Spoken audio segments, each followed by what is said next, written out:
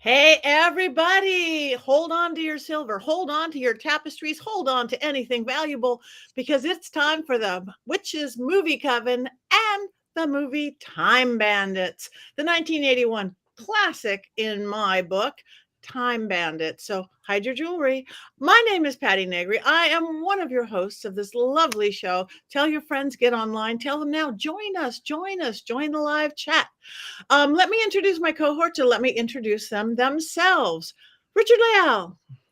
That would be me. Richard-Lael is one name, not two. If I were just Richard, I would be I'm not going to say it because it's a family-friendly show. Anyway, a lot of people like that D word, and I never judge. So I am a psychic medium. I used to be a psychic small, but now I gained weight. So I'm a psychic medium.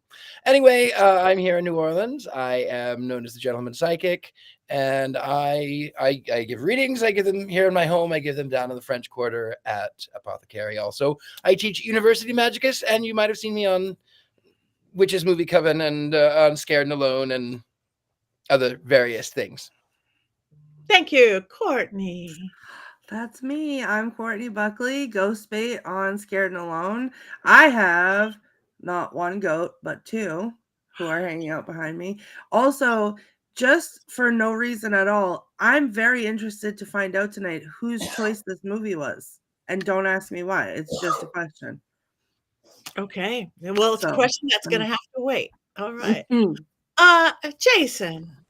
I'm Jason Mankey. I've written a lot of witchcraft books, and I'm super excited to be back with my beloved coven and to talk about this movie I actually saw in a movie theater many decades ago. Yes. Beautiful. Thank you. And last and never least, Heather. Hi, I'm Heather Greene, and I am a journalist and a acquisitions editor at Llewellyn, and I wrote the book, and I have it to hold up right here. Lights, Camera, Witchcraft, the definitive guide to witches and witchcraft in American movies and television. So that's why I'm here. They wrote me into this coven, and we've had a great time of it.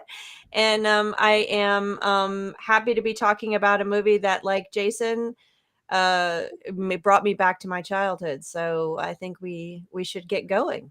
Yes, we should get going. So what we all have in common here is we are all witches. And what we also all have in common is that we are very opinionated about movies. This movie is 1981, as Heather was saying. I too am a psychic medium. You might know me from Here, There, and Everywhere, University Magicus, my Witching Hour podcast, but this is where we are tonight, right here at the Witches Movie Coven. So talk to us in the chat room. So now, we hope you've all seen this movie, but just in case somebody has not seen this movie, Richard-Lael, do you have an unbiased synopsis of this film? I certainly do. So this is Time Bandits, appropriately named because it steals 10 hours of your time.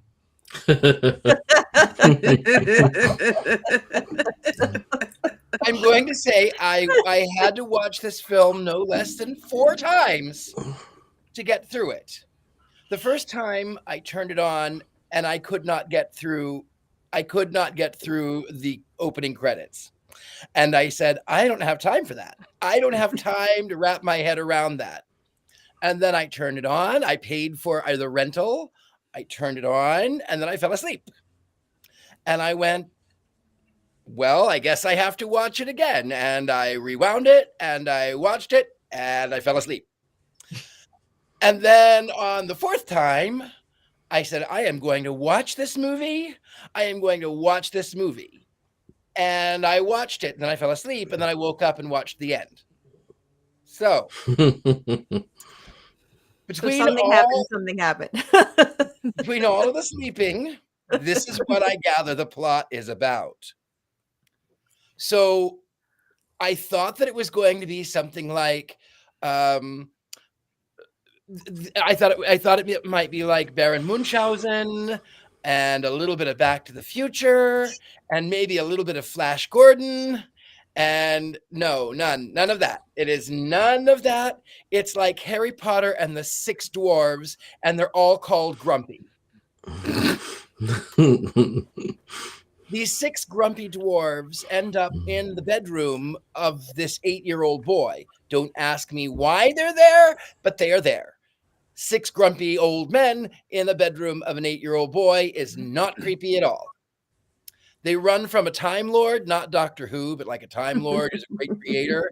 They've apparently stolen a map that talks about how they can leap through time, and they end up by going through to Napoleon and stealing a 16th century French tapestry, and they steal and steal and steal and steal and steal, and then they're met by some wizards, and then the wizards try to get the map back, and they trick them by being on a game show, and then they end up, the boy is trying to save them from playing the game show, and then they slip through time again, and then his parents' house is caught on fire, and there's this evil thing lurking in the toaster, and then the parents touch it and poof, the parents are gone. End of the movie. Oh, and I forgot, the great creator gives them the map, even though he didn't give them the map. They stole it, but he gave them the map so they could have free will.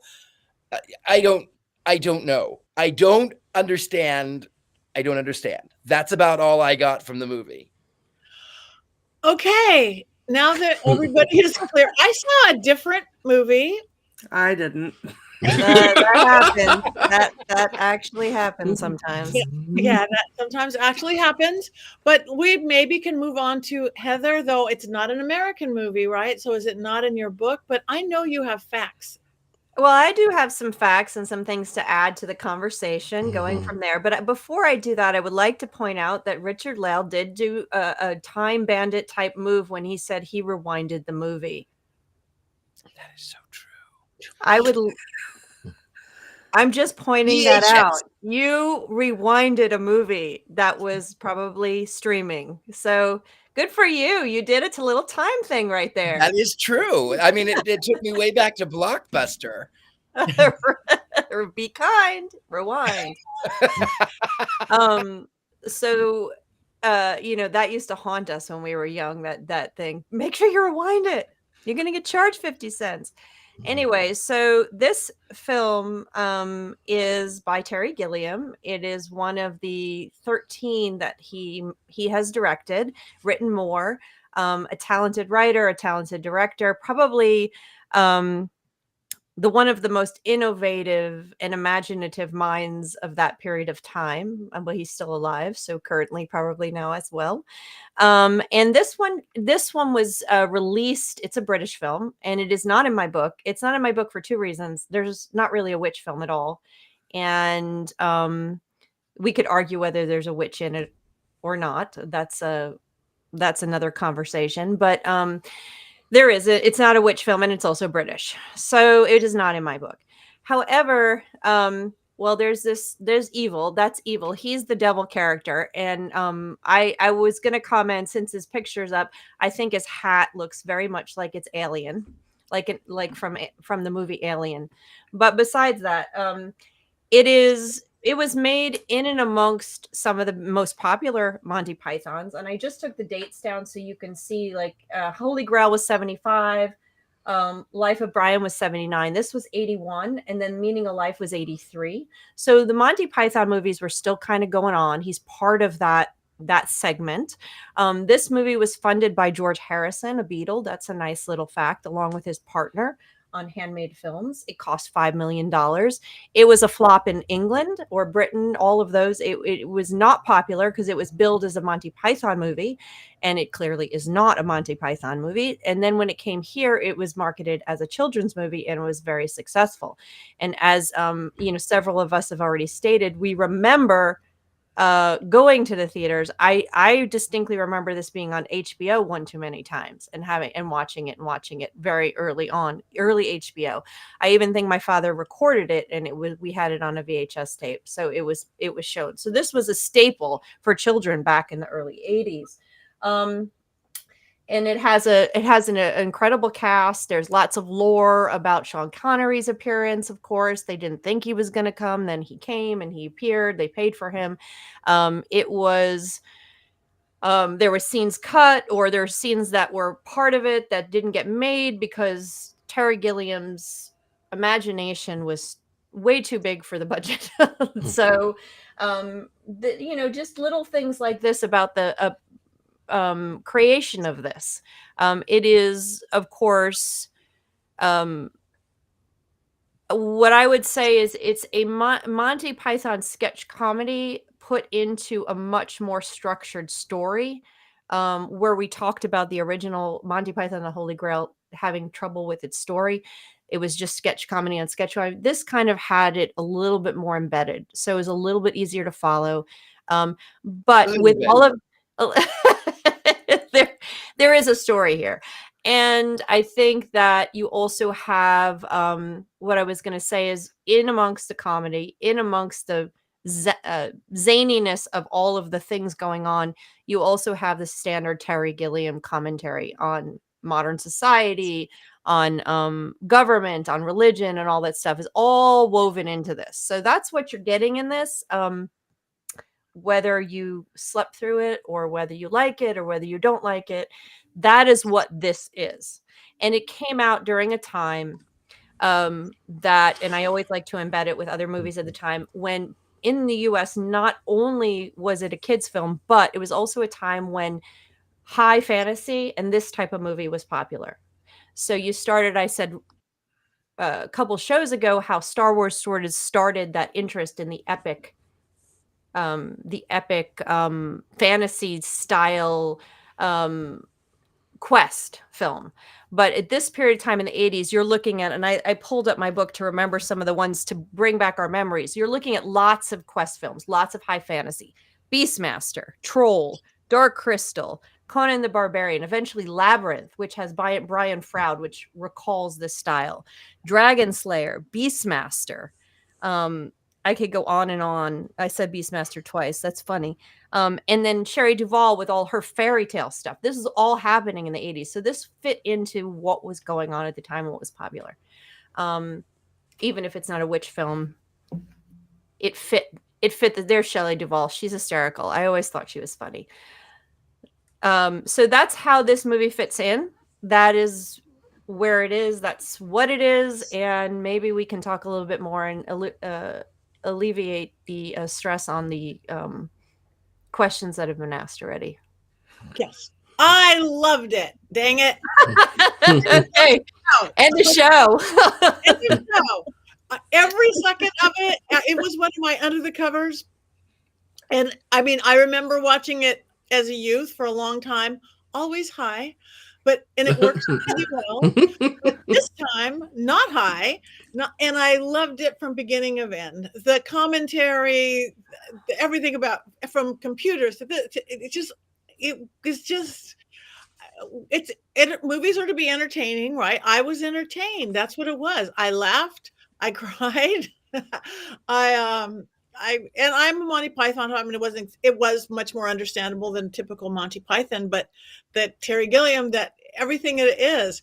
And it was so fun to see like Sean Connery being funny. And you just think how much fun they must have had filming this silly film in Morocco and wherever all they filmed it. What's not to like? I followed a plot line. I saw a plot line. They traveled through time and space with this cute little kid. I could say a lot, but I just had to throw in there, everybody turn off your lights, because it was a good those are for entertainment. It was entertaining. How could you sleep? That's it. Wow.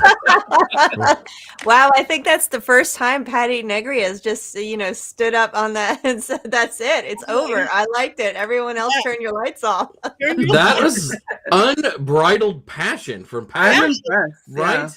I think we're just gonna have to call you Passionate Patti the rest of the day. Passionate Patti, yes, because there's certain other ones I'm like, well, no. And 4 times through Richard-Lael, I'd have watched it 4 times through. I you're in trouble. I just couldn't. I did like Sean Connery. I thought Sean Connery was great. I just could not. I mean, I have to admit though, when they were visiting Napoleon, I did chuckle at the fact that these 6 not 7 dwarves. These 6 dwarves understood that it was a 16th century French tapestry. I kind of had that one did make me chuckle. I have to admit that made me chuckle. I thought, okay, I would steal that too.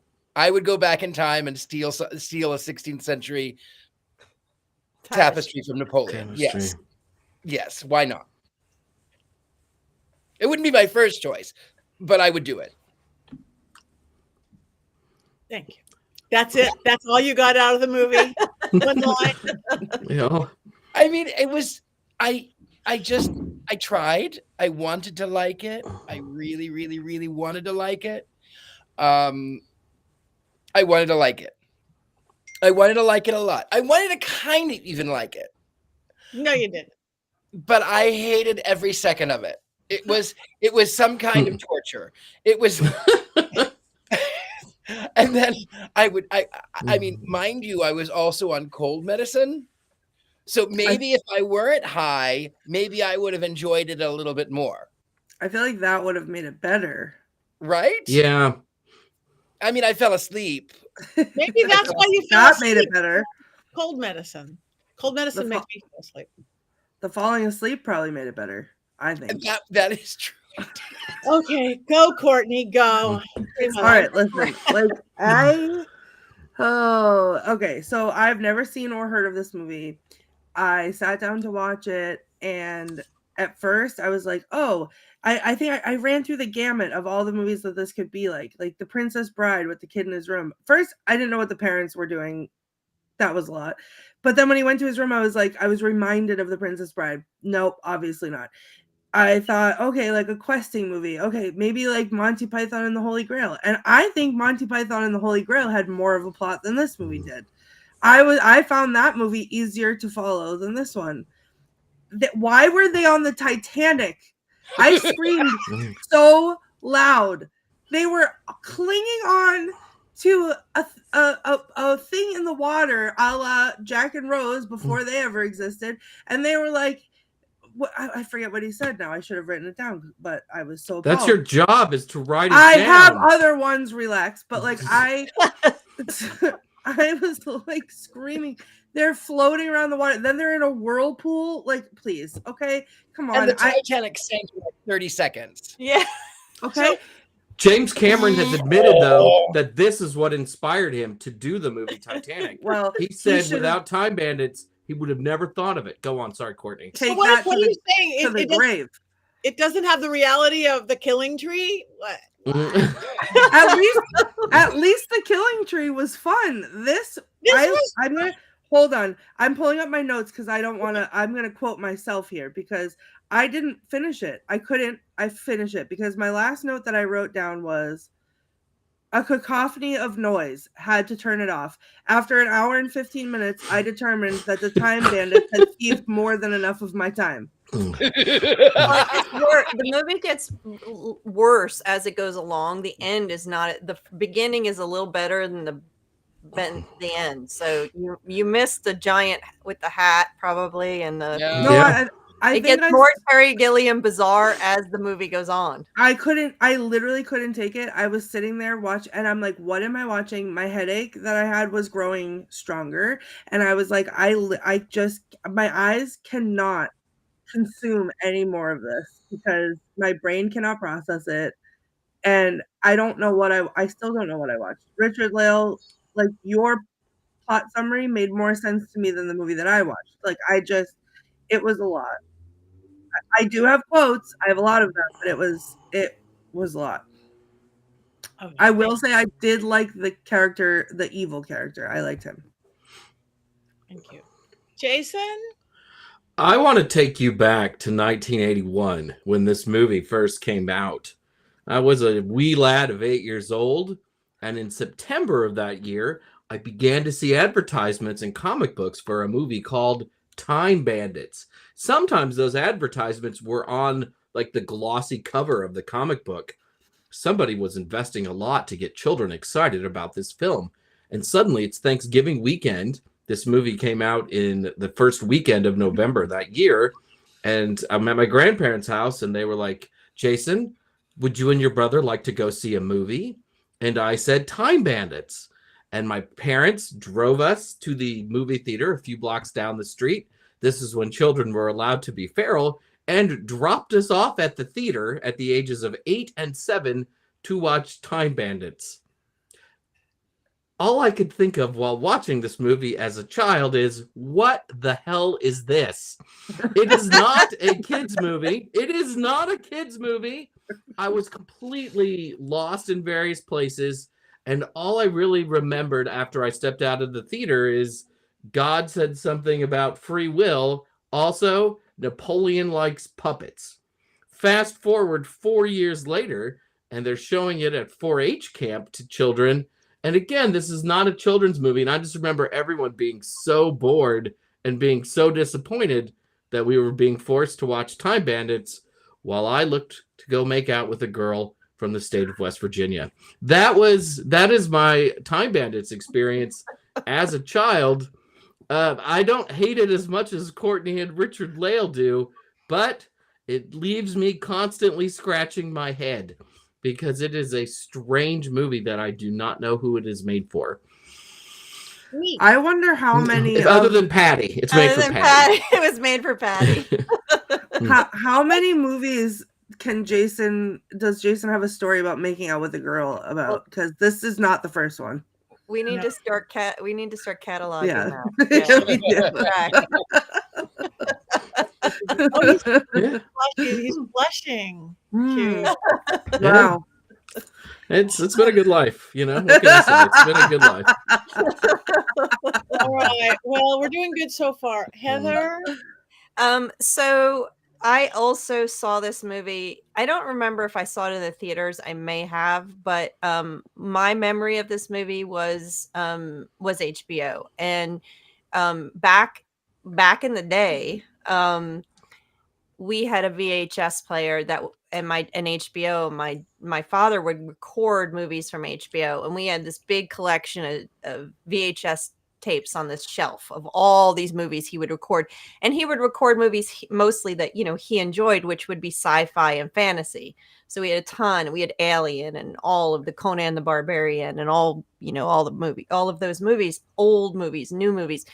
And this was one of those that we had a recording of. So I know I saw it multiple times because of HBO, or maybe because my brother put it in, or maybe, but it's funny when I saw it on the schedule, I didn't have this, oh, great, nostalgia. This is going to be great. I haven't seen this one forever. I went, oh, Time Bandits. Oh, okay.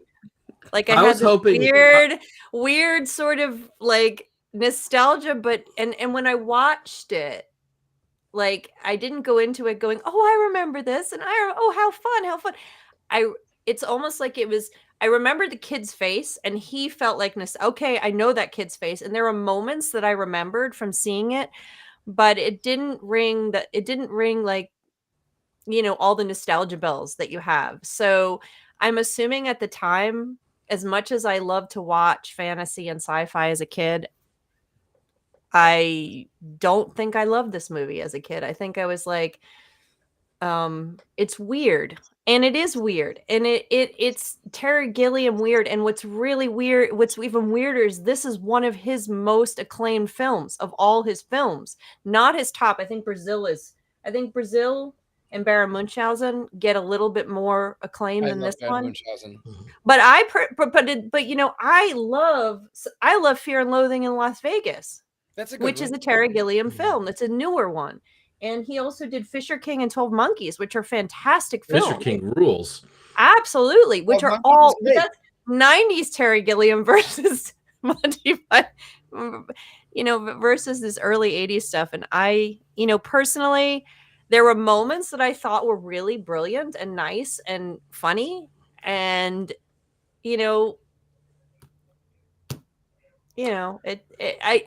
I'm not going to even say I didn't mind it. I was like, at one point I was like, I can't believe I'm watching this again. Sometimes I see the schedule for the show, like what movies we're going to do, and I hope that I'm going to be out of town during a movie. And I missed this one by 1 week. I was so disappointed. I was hoping maybe I'd be tired today, maybe a second bout of COVID in this month, but no, I had to watch the movie today and talk about Time Bandits. You guys are crazy. Listen, any residue from the hex that was hexing was just lifted in that moment, because I too wondered if I could somehow catch the flu real quick before I had to come on and talk about it. Fine, you should have catch the flu, and I'd be here telling everybody how fabulous it is. Gotta go watch it. End of story. How often does this happen? I mean, this is amazing. Like, Yeah, I grew up, you guys. I never missed a Monty Python. I have the cassettes of them. I know word for word. Whatever this weird, quirky British humor is, it must be me in another life, because how I can imagine not being entertained by every stupid part of this beautiful movie. you know, the most fascinating thing is Terry Gilliam is American. He was born in Minnesota, and he went and he I think he went to school in LA, and he's not British. And so he was the only Monty Python member that was not British. I found a bunch of really cool articles on him that I kind of went down a rabbit hole with. But he renounced his American citizenship like as late as 2006, and he's gotten awards both there and here. And he is the only American born member of the Monty Python crew. And it's kind of funny he hits that British humor so well, you know? I thought of everyone this weekend because it was April Fool's Day, and I trolled the atheist pages by pretending to be a believer, and I told them that they needed to read Ezekiel 23:20. I'm not going to tell you what it is. It deals with private parts, donkeys, and horses. I'm not going to let you can look it up. But I said, I found this verse, and it makes me so happy, and you should read it, and you can be a believer too. All of these things, right? And so people were getting on, and they were saying things like, "Oh, you're awful, you're evil, and this is stupid," and awful things. And so I said, "No, really, you should read it." And I said, "Okay, listen, folks, it was just an April Fool's joke. It was just a joke." And the man says, "Well, it was even worse than the Spanish Inquisition." And I posted the meme. Nobody expects the Spanish Inquisition. And I thought of you, all of you. I thought of you. I thought of this movie on April Fool's Day because I thought this was the joke. So now we did have a question by Courtney, who thought of this movie, and sadly it wasn't me. It should have been me, but okay, Patty. Was it you? Was this one? Was this one of the ones you put on your list, Patty? No, it wasn't. No, it was Rob. I know. It was Rob. Rob. Oh no! I didn't want to call him out, but yeah, this is Rob. Does it even have a witch in it? Does it have a witch in it? I don't think that it does. No. Rob's gonna have to deal with the witch after this, so. I think the closest we get is we have obviously the magic from Evil, who I know Courtney thought was a great character, but I did not like him at all, even though he had the alien on his head. I mean, I was waiting for the thing to start walking, just like in the Alien movie. But then you had the character played by, gosh, what's her name? With the red hair, who is in Catherine, who's the boss? Mona, Grandmother and Who's the Boss. Mona is the name on Who's the Boss. I know her name. And Hellman. And Catherine Hellman. Catherine Hellman, yes. She's lovely, and she was the closest we get. And I thought, when she came on the screen, I thought, okay, here's our witch character. But then she's just cooking humans and hanging feet. Mm-hmm. She's not called a witch. She's not really a witch. So yeah. So there's no witch in this one. A little bit of evil's magic and God's magic, but there's no witch in this one, in my opinion. Well, no, and like our producer's like, no, Jason, you can't do Talladega Nights because there's no witchcraft in it. But we can do Time Bandits. He's the producer. It's about what I would expect from a Dodgers fan. Let me tell you. Okay. And what he just wrote on the thing, it's Hitchhiker's Guide to the Galaxy meets Wizard of Oz, and it's both good movie. And somewhere Heather died a little bit inside, comparing this at all to Wizard of Oz. Well, I screamed that when that horrifying head for no reason came out of the wardrobe like Narnia. And then you like the head and you like a tree. Then there's because Narnia. the tree is original and this was not. And it was Wizard, and I was like, what is this, the Wizard of Oz? Because now I've already gone through like 6 other movies that this could possibly be. And then there was the Wizard of Oz chasing them down the hallway. Like, please, okay, I can't. And then they're like, oh, the trees are on fire. No, the head is appearing. And it was just so much. It was so much. Well, it from what I understand from that one article I read is that he was trying to make, I think it was, he was working on Brazil and it wasn't going anywhere because the producers were not happy with it. And he was struggling. So he needed to come up with something to be able to produce, to make money, to make a movie. So he started jotting stuff down, and that's how this came out. It was kind of like, I need to do something quick, let me write this down. And then eventually I guess they picked this one up before they finished Brazil, which I think, let me see, Brazil was 1985. So so this was sort of an in-between, trying to recuperate their time, money, whatever the case was. And so, but this wound up doing super well in the US because of what Jason said. They marketed it to kids. The ending is not kid friendly. It's a little on the dark side. No, it's barely I'm a 50-year-old adult friendly at this point, right? I mean, that's one of the worst endings I think in the history of film right there. I hate the ending to this movie so bad. Even as a kid, I hated it. I was traumatized enough that I remembered it, I think, Heather. Yeah, I must have just tuned it out because I don't remember being traumatized by the end. I just remember having to watch it. And I'm assuming I had to watch it because my brother would put it on. And that's the only explanation that I can think of, that it would appear on the television. Or it was on HBO and we just wanted to watch HBO. I don't know. I'm pretty traumatized by it. I had never seen it before. That ending was traumatizing. It was bad. I didn't watch the ending, but I looked it up, and you know what? I'm all for it. So, my thought is, so this 8-year-old kid, he loses his parents. They just zap, they're gone. They touch some burnt toast in a toaster that's obviously evil. And why are they obsessed with appliances? I don't know. I don't get that either. That's commentary. That's the commentary. They're obsessed with appliances, and then they touch this goo, and then they just poof, you're gone. And now this little boy has lost both of his parents. And my thought was, oh my goodness, does he have to pay the taxes and the town and the council tax? And it's England. Does this 8-year-old kid have to go live in an orphanage somewhere? Are there still orphanages? Like, that's my ADHD brain. Like, didn't they turn into hermit crabs? Isn't that what you touch it? He says if you touch the evil, it'll turn you into hermit crabs. That's what the god says, the supreme being. Well, he's lying then. They blow up at the end. Well, I figured they turned into hermit crabs, but they just never showed them. They were on the ground. That's what I just assumed. I don't know. I mean, is there any difference? Wait a minute. Hermit crabs, and yes. I'm receiving flack about a Christmas tree? I'm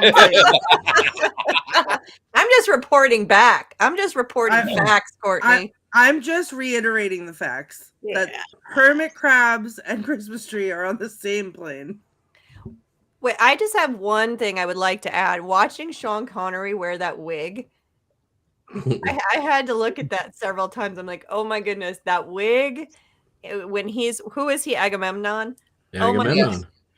It is hysterical. He's moving around and I just couldn't stop laughing. I'm like, can we talk about how great this cast is, though? Not just Sean Connery, but Ian Holm, who is Bilbo Baggins, is in this movie. Plus, Shelley Duval is in this movie, who was a huge movie star during that particular period of time. And then you have several of the Pythons in the film as well. And the Time Bandits themselves, a lot of those guys had been in other films and stuff.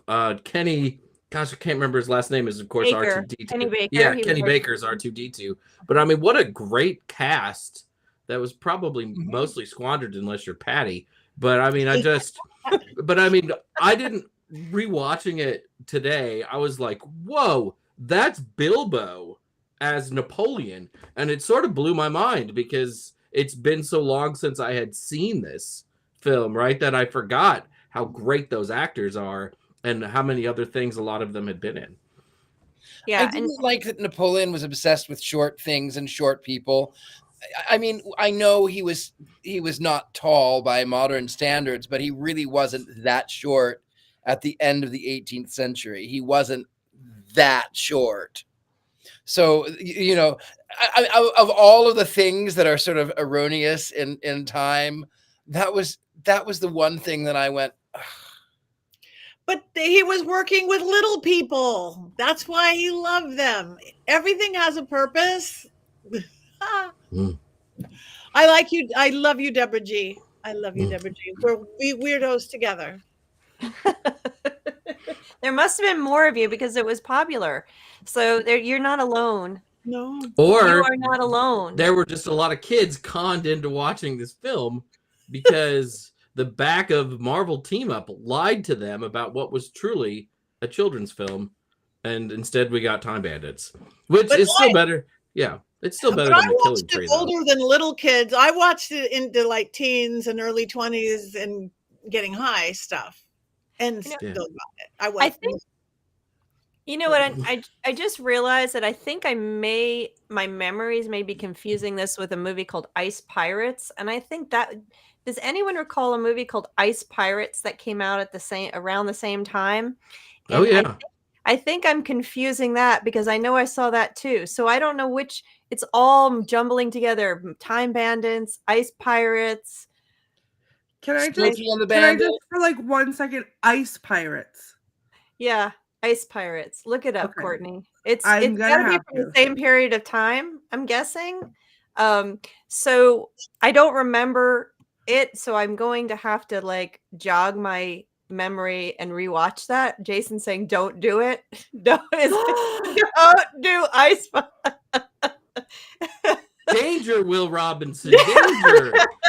No, don't rewatch Ice Pirates. It just came to me.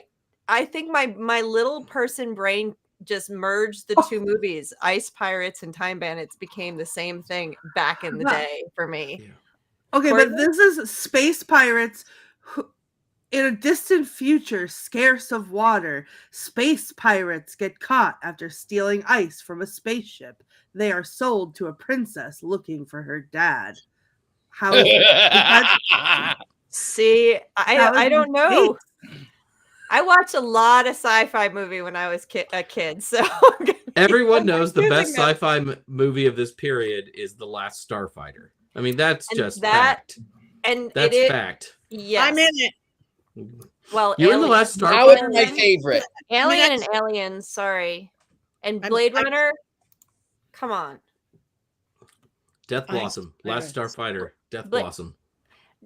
Last Starfighter fits in within this category of films, though. Even though it's a sci-fi movie, it fits in with the whole, hero's journey and the young boy's adventure film and all that stuff. It fits Wish fulfillment. Dragon Slayer, another one. Yeah, I was one of the crew people in the uniform for most of the filming. I don't know if which film, huh? Of which film? Last Starfighter. Would have got Last Starfighter was one of my very first Hollywood gigs, and I was in uniform, running around the halls and being an extra. Wow, that's cool. That's so cool. That's super cool. Yeah. As good as that movie may be, it's not the best science fiction movie from this period of time, Jason. I'm sorry. I'd have to just say that Alien and Aliens and Blade Runner came out at this time. And for a kid, I'm talking about as a kid at the time. Like my parents aren't letting me watch Blade Runner. At Empire Strikes Back. Empire Strikes Back. There it is. Empire's great. I didn't watch any of those. But I still to this day, one of my favorite films is another Terry Gilliam film, Adventures of Baron Munchausen because I loved the book, and the movie it missed some things, but it was a beautiful visual representation of the book. Yes. And it's on our list. Yay! Favorite. I mean, I'll vote for that one right now. That's like up here. If I was going to say my favorite Terry Gilliam, it's going to, as much as I do love the Monty Python Life of Brian as my favorite of the Monty Python versions, although Life of Brian, I don't believe he directed. I loved Fear and Loathing in Las Vegas and Fisher King and 12 Monkeys. So those are going to be, those later films of his are just, I'll take those over any of these other ones. As much as I love watching Monty Python and some of the sketches, it's the Dead Parrot sketch is my favorite, actually. but yeah, those I'll have to watch Baron Munchausen again, and we will, and see. Brilliant. Brazil, I remember watching Brazil and just being confused. Yeah. I was confused by Brazil, though I love the facelift stuff that still hides in my yeah. All right. Your dreams. Yeah. Moving on. Quotes. Do we have any quotes, Miss Courtney? Oh, we do. A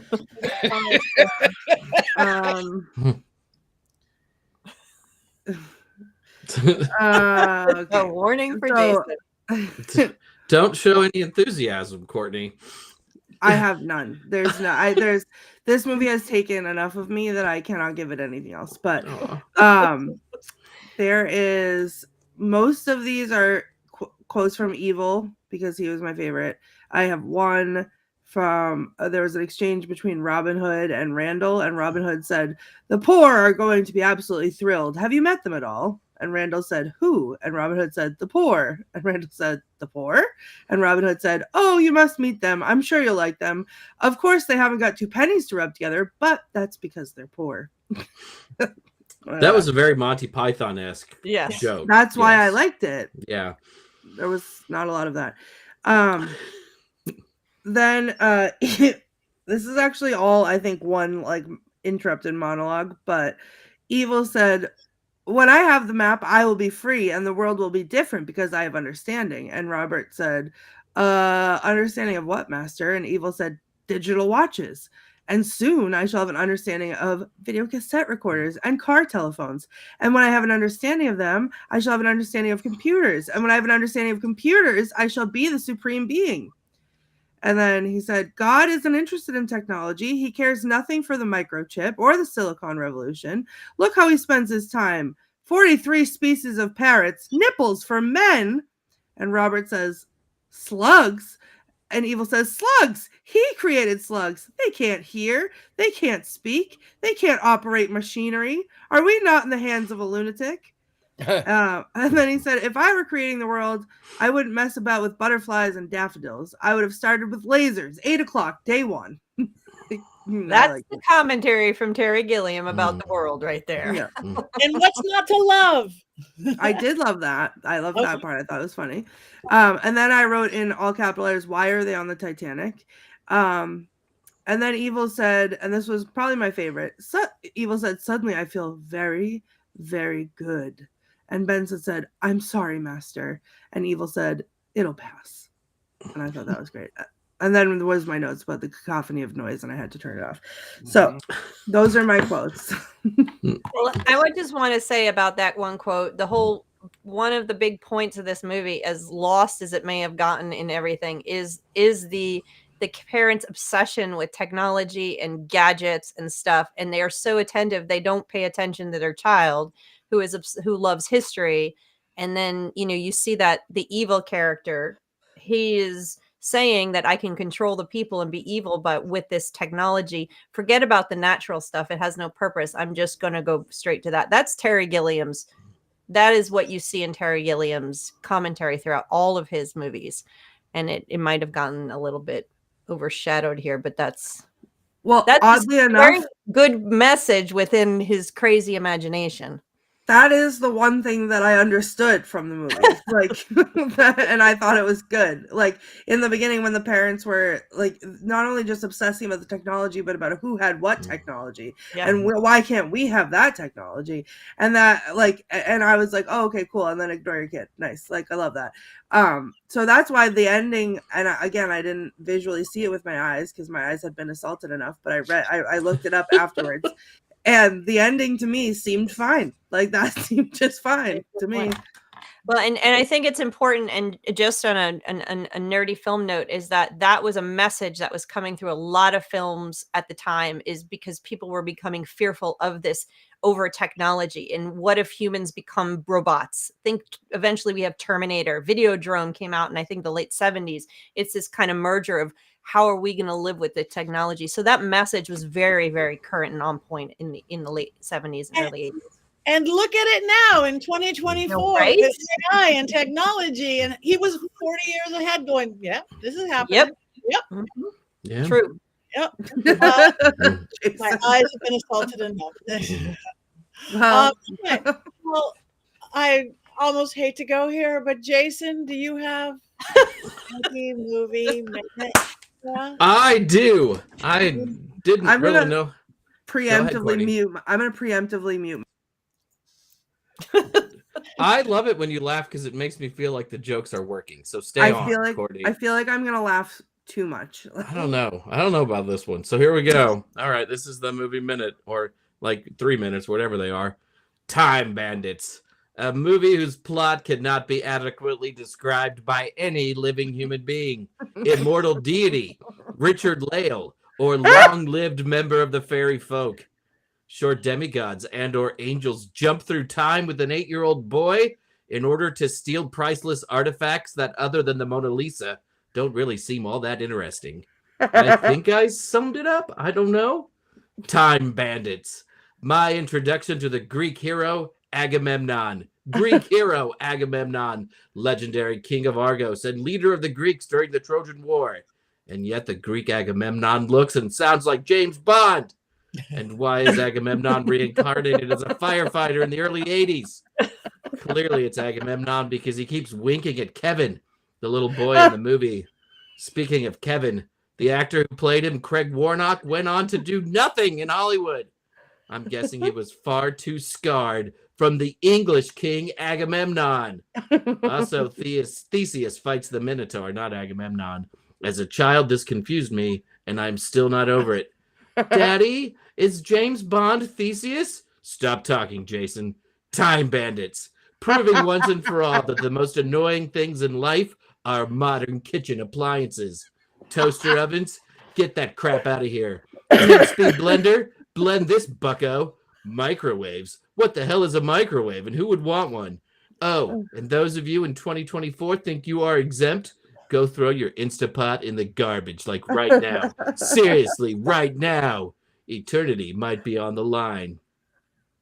Time Bandits. The reason I got an F on a history assignment in the 4th grade. I just assumed that Napoleon really liked puppets. Turns out all of that is garbage and is totally not true. F you, Terry Gilliam. Why else would anyone make up such a colossal lie for their movie? Children all over the world were counting on you, and you screwed us over, Gilliam. Little things hitting each other. That's what I like. No, it's not what he liked. And I had to do a bunch of extra credit over Christmas break in order to bring up my grades. I will never get over this, Terry Gilliam. Time Bandits. Yes, the supreme being had to be an old Englishman. Isn't that always the way of it? And of course, he's kind of a jerk. I was just playing a game and you were my pawns. Ha ha ha ha. Oh yes, why is there evil? Something to do with freedom of choice. This is the only thing I remember from this movie as a child, other than James Bond, olive oil, Napoleon liking puppets, and Robin Hood somehow not being a fox. What kind of supreme being doesn't have his Robin Hood be a fox? Time Bandits. Hey, look, it's concentrated in evil, and it just killed your parents. But I mean, they are only your parents, so let's just have everyone around you who witnessed their deaths just ignore it, nor check on you in any manner whatsoever, and just leave you standing alone outside in your pajamas in front of your burned down home. Makes complete sense to me. Nightmare-inducing. I tell you, nightmare-inducing. Time Bandits. Are we sure this is a kids movie? Can we follow up by the most frightening thing of all that you're going to have to follow up, Jason, on is apparently, I can't remember which ABC, NBC, one of them is looking to do Time Bandits 2, the series. Yay! So, Time Terry, I Bandits don't 2, know if Electric Boogaloo. Yeah, I don't know if that's actually going to happen. Terry Gilliam has been trying to get it done, but it hasn't happened. And apparently, I don't know if it's an April Fool's joke or what, but I read in one of the articles. That's just not going to happen. Well, I saw Lisa Kudrow is signed up to be in it. I don't know if this is all fact or fiction or internet garbage, but I read it in one of the articles that they are trying to do it. So will it happen? I don't know. Is it garbage? I don't know. It's hard to tell with some of The stuff. scary thing is, Heather, is that when we speak things as witches, they come to fruition. So even if this is true and you know it, you should not share it or speak it out loud, ever. Not if I have anything to say So, about it. Patty's mantra tonight as she goes to sleep will be Time Bandits TV show. Time Bandits TV show. Time Bandits TV show. Sequel, the TV show. I did read that Terry Gilliam wants Johnny Depp to play Satan. I'm not going to say anything about that. Is that the show? Is that the movie he's working on right now? That's like coming out. What's it called? Something Carnival something. I didn't read the article. I didn't read the article. You just saw it. Yeah, I think it's he's working on a project that's some Carnival at the end of the time or Carnival at the end of the world or something. I saw that, and that might be what it's for. He's already worked with him once, at least. I'm okay with that, but Time Bandits 2, not so much. Bigger. Patty is very powerful. Oh my gods. So production on the TV series took place in New Zealand in late 2022 and early 2023. There you go. Didn't make it up. See, I'm not a liar. Oh. Yay. And Lisa Kudrow, I think Lisa Kudrow's in it. Yay. Yeah, it's all been cast. It has all been cast. Okay. Exciting. We have things to look forward to in this crazy planet. All right, grab your wands, ladies and gentlemen, and everybody. We want you guys in the chat room to wands up, wands down. Time Bandits 1981. Wands up, wands down.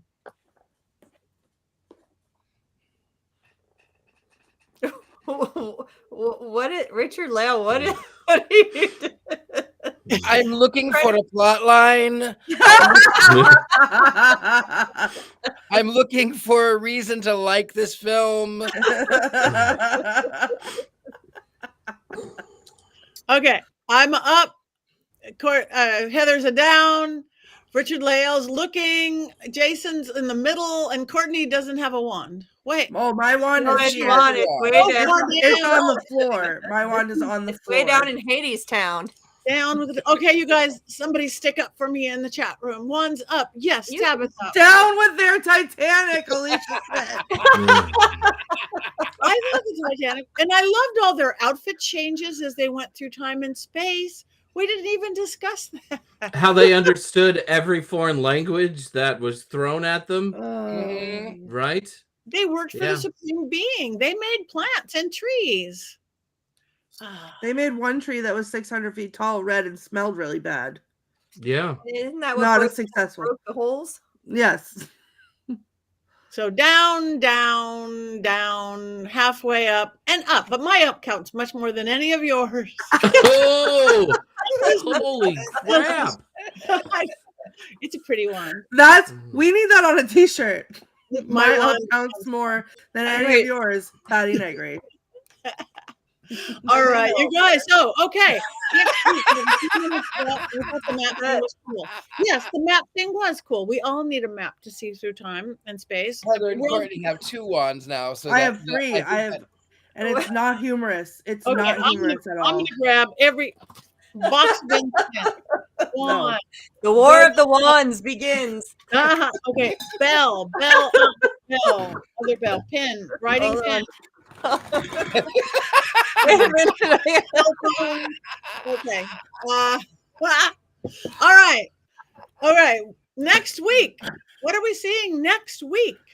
We have to watch our movie. We are seeing You Are Not Alone. You Won't Be Alone. You Won't Be Alone. It's a horror movie. Oh, Totally finally. You won't be alone, except for Courtney will be scared and alone. How dare you?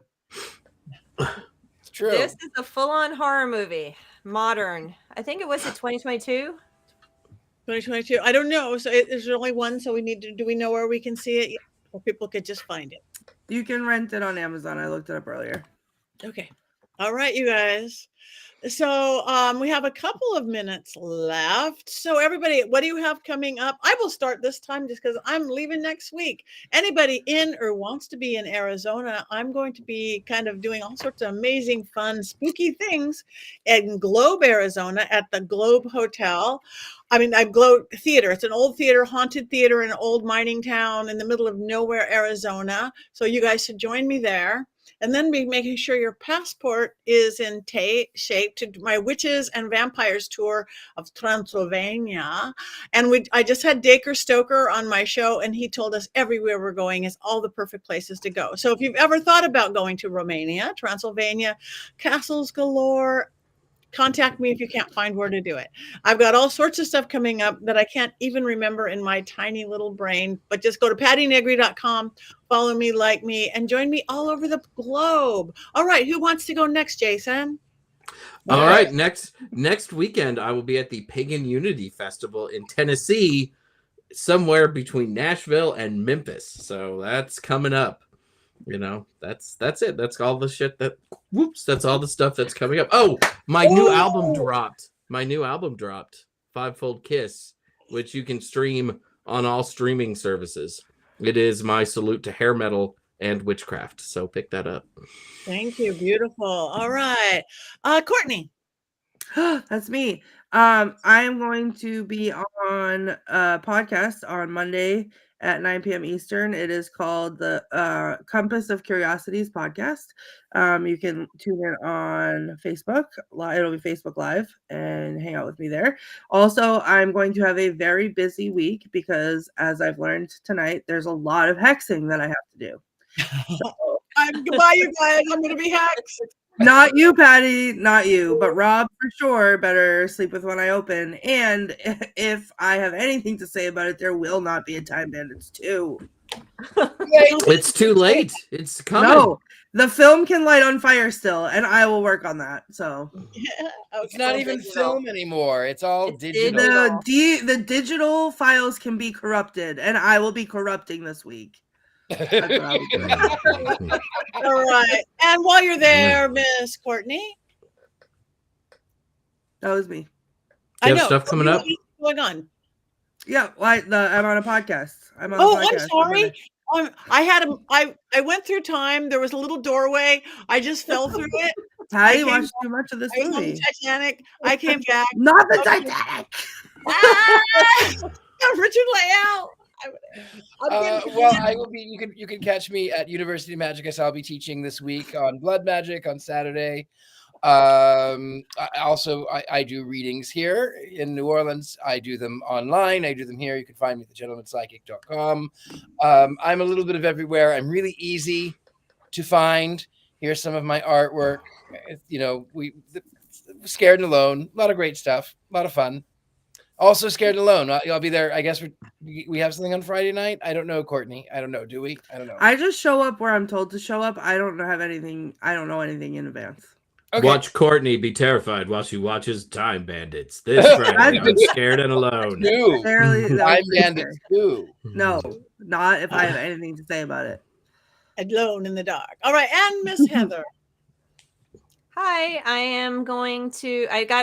Let me start with this. The exciting news, Mystic South, July, end of July in Atlanta. I just got my doll and haunted dolls and magical puppets for the Love and Fear of Dolls just got accepted. I'm going to be doing that presentation, and I'll be having some of my dolls. I just got a new 120-year-old leather body doll that I need to clean up, and she'll probably accompany me.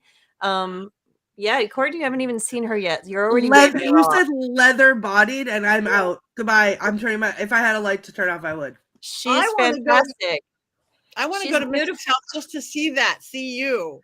Yeah, well, it's going to be Thank super you. fun. I'm going to have dolls. We're going to talk about puppets. Are you turning lights off, Richard-Lael? Only for Courtney. Oh, okay. Thank you. I love dolls.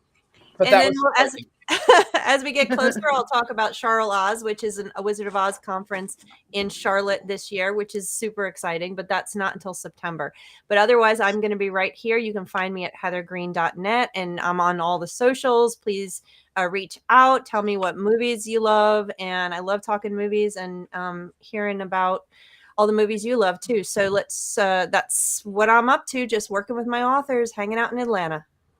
All right. Well, on that note, and I am teaching a past life regression class tomorrow. If you want to journey with me, University Magicas. Courtney, I'll send you the link if you want. Let me know. Can you sign up for just one class? That's a question I've been meaning to ask. Can you just do one class? I'll send it to you, but we have to remind me because I won't remember in 10 minutes. I'll send it to you so you can watch it afterwards. Time slips. Do that. Magic dwarves. Yes, and Magic Dwarves. We'll go time travel. See, it all fits with the movie. But we are 1 minute over, and I don't like to go over, so we have one more thing to do. And since we can't time travel, which is 1, 2, 3.